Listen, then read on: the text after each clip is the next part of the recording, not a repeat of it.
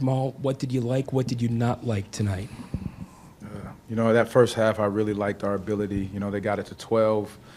We pushed our way back into the game with that poise and that fight there. I liked our physicality to a degree. Again, did not like the 15 turnovers for 24 points. You got to give yourself a chance there. So our ability to take care of the basketball, I think, is going to be very key for us against them. Jamal, how do you get more offense from people in addition to Paolo and Franz?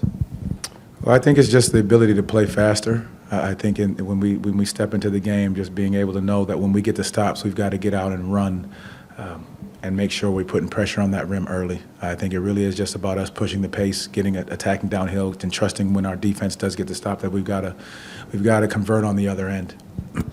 How did Boston change at the beginning of the third quarter and the run that they made to kind of separate themselves? Well, if you looked at a couple of the plays, I think we end up getting a stop here, a stop there. We end up throwing it back to them. They get a quick layup. We got a couple fouls untimely at the time that we were trying to go on a run. You look at it. We usually shoot 20-plus free throws.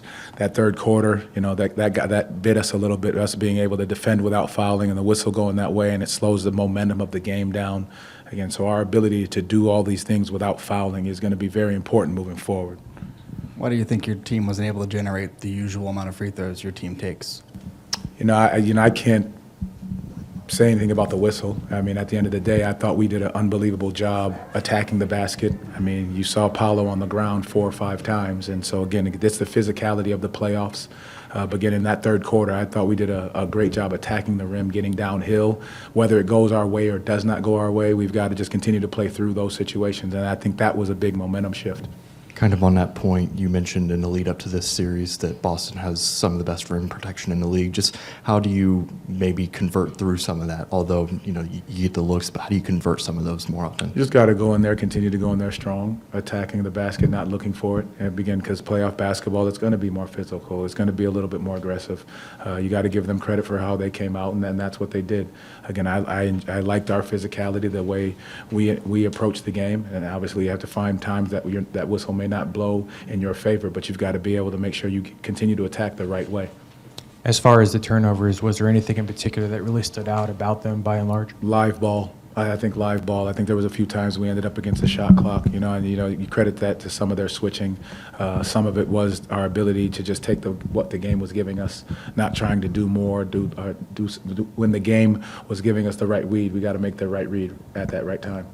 Coach, I know you said you liked the poise they showed in the first half, but in terms of the second half, when you look at maybe the mental lapses that lead to some of those mistakes, is that just players taking accountability and having to lock in more? Is it something you talk about and try to coach? I'm just curious how you sort of lock in on that aspect. I think it's all of us. I think there was moments you saw a called timeout just to try to get our poise and settle us down again, and that's what I said in one of the huddles was like, hey, gentlemen, we got it to 12.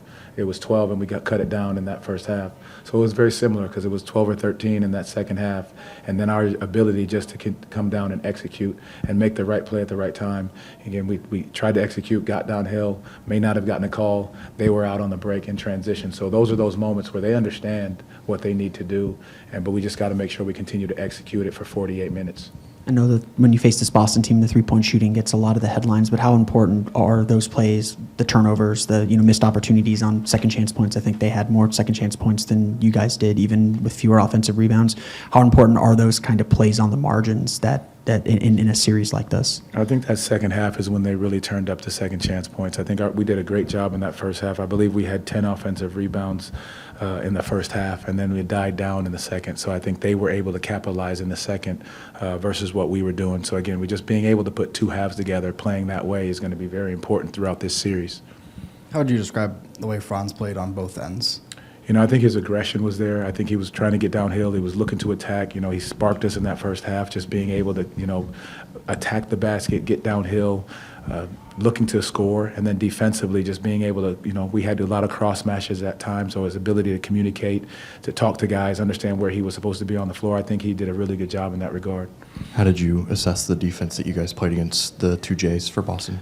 I mean, I think we did a very good job on those guys. Made it tough on them. Made it difficult for them to get easy shots. You know, they had a couple, you know, blow-bys to the rim, but for the most part, it was the Derek Whites of the world and, you know, the Peyton Pritchard coming off the bench for 19. You know, two guys that you don't necessarily count for, you know, coming up with 49 points. I think we've got to do a better job there. And again, we've got to know who we're guarding, how we're guarding them, and understanding the personnel in those moments and what guys are capable of doing. Coach, in terms of offensive execution, you know, Paolo was great, and Franz's impact. Is Cole maybe someone to profile more in situations like this? You know, I think the way in which Boston plays, they throw so many different wrinkles at you with the switching and the zone, and just being able to recognize it real time. And our guys are, as we go back and watch the film and check that out again, I think we'll be able to recognize exactly what they're doing, how they're doing it, and be able to answer and get those answers to the test when we play them on Wednesday. Entering his second playoffs, what can you say about Paolo and his approach to the game to be able to kind of give you that steady offensive push, especially in that second half? Trying to find ways. I think he's just constantly trying to find ways to get the job done, to help this team be in a position to win. Whether that's making a big play, scoring, or a rebound, or making the right decision to find guys. Again, I think that's what he's going to continue to do because he's trying to find ways to just help this team find wins in that regard. Franz, what did you see in that third quarter that gave Boston full control? Yeah, I think we got a little stagnant on offense, and that's when they were a really good defensive team. So I think they got a couple easy threes in transition, and obviously they want to shoot a lot of threes, and that's when they go on big runs. How important is it to kind of win those points on the margins? You know, just getting offensive rebounds and second chance points, limiting those points off turnovers and those fast break opportunities that can really kind of elevate their offense and their shooting. Yeah, it's really important, especially against them. Like I said, they're a team that goes on big runs really fast. Pritchard, White, I think got a lot of their threes. Pretty open in transition, and that's when they're really hard to guard. Franz, when Jamal was asked how to get more offense out of you guys besides you and Paolo, he mentioned just needing to play faster. Just wondering what your assessment would be of how do you guys get more consistent offense besides you and Paolo? Yeah, keep moving the ball. And everybody has to be aggressive on the catch. I think on a couple possessions, I thought we moved the ball really well, and got multiple drives within possession. That's when we got good looks. So. Not everybody has to be ready to play on the catch. What do you think you guys can take away from that second quarter and for Wednesday's game? Yeah, I thought the second quarter I thought we were the aggressor, got them out of their sets a little bit, and the whole pace of the game was in our favor. And obviously it's not easy, but we got to find a way to do that over longer stretches in the game. How confident are you guys in what you did defensively? I know they got a little bit loose in transition, but in the half court, how confident did this game make you feel about your ability to kind of slow them down? Yeah, I thought we did a good job, honestly. Obviously they're a great offensive team. I think if we cut down our turnovers and some of those easy ones in transition, I think they're not scoring 100 points, so I think that's pretty good against them. What stuck out to you about those turnovers? Was there a common theme that maybe presided through a few of them? I'd have to probably look at it. I think a couple ones were just careless, and then they're pretty much swarming the ball whenever we turn our backs and drive. So we just got to be ready for that in game two. You know what a challenge Boston can be, but you guys went through this last year, losing game one. What's kind of the feeling in the locker room as you guys begin to prepare for game two? Just knowing that it's just one game. Everything that we talked about, obviously, turnovers and transition points, and also what we did well and what we got to do a little bit more of. And it's first to four, so we'll go in with the same mindset and hopefully get game two. Do you feel like there's something that can be done to get to the free throw line more? You just got to go to the basket, find some. Find your defender's body, and from there, that's all you can do as a player. Yep.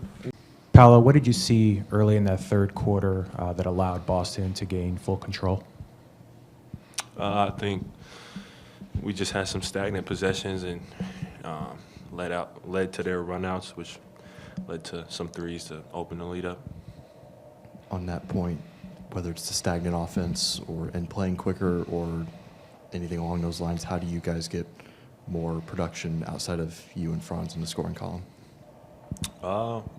I'm not sure. I really got to go back and watch the game, see what went wrong. But it's game one, you know.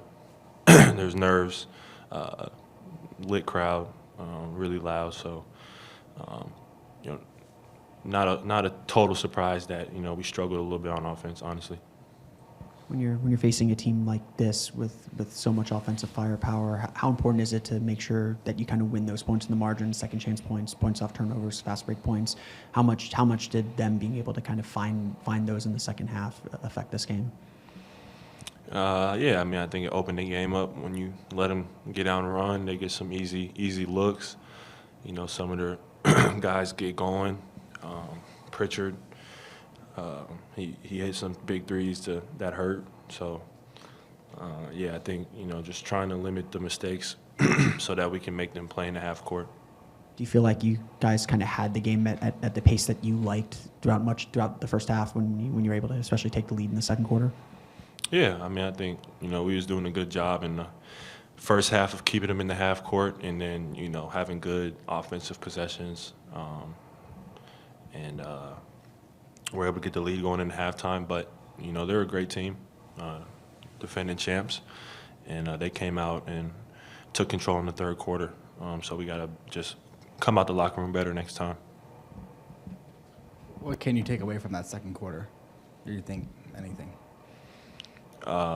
Like I said, keeping them in the half court, limiting their runouts and transition threes, and just making them grind every offensive possession. When your offense is in the half court and is unable to push it, how do you guys get a switch for either you or for Franz to facilitate a little bit earlier in the possession so you guys would have a little bit more time to move the ball and try and get them into rotations? You're saying how? How can you get to that switch earlier? Quicker, earlier? Yeah, thank you. Yeah, I mean, like I said, I got to go watch the film, but, you know, I think part of their game plan was to pick us up full court and, you know, make us take time getting the ball up the floor and getting into our sets. You know, they got great defenders. Holiday, you know, Derek White picks up Jaylen Brown, so I think we just got to find ways to combat that. What are the keys to trying to limit turnovers against this team? Just being decisive, you know, not, you know, if you catch it, you're open, shoot it. If they're closing out, run into you, drive it. If you're open, you know, shoot it. If you have a driving lane, take it all the way. If not, kick it out. Just be decisive in everything we do on offense. How would you kind of evaluate the way you guys defensively handled Boston start to finish? I think we did a good job in the half court, forcing them into tough shots. I just think that, you know, we got to realize that every time they get a run out, they're running to the three-point line, no matter what. Paolo,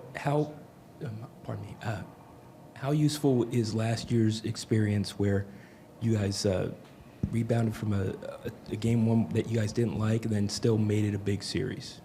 I mean, a competitive series last year. Yeah, like I said, it's just game one.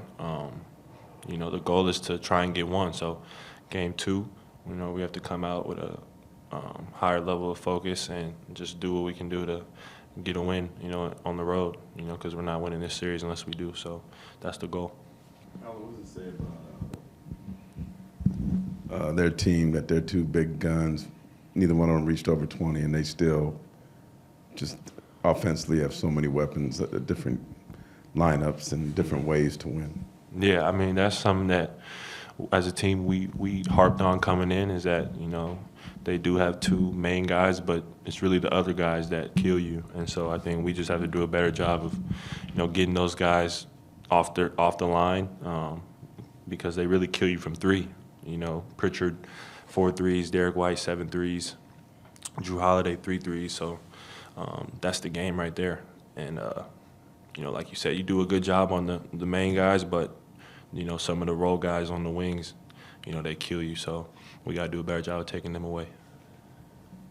Another kind of for second playoff run here. You have another big scoring game. What is it about, maybe the responsibility you feel, or about playoff basketball that seems to kind of bring out the best in you scoring wise?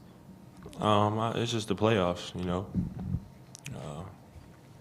just higher level of intensity, more stakes, and I just try to be aggressive. Thank you. Yep.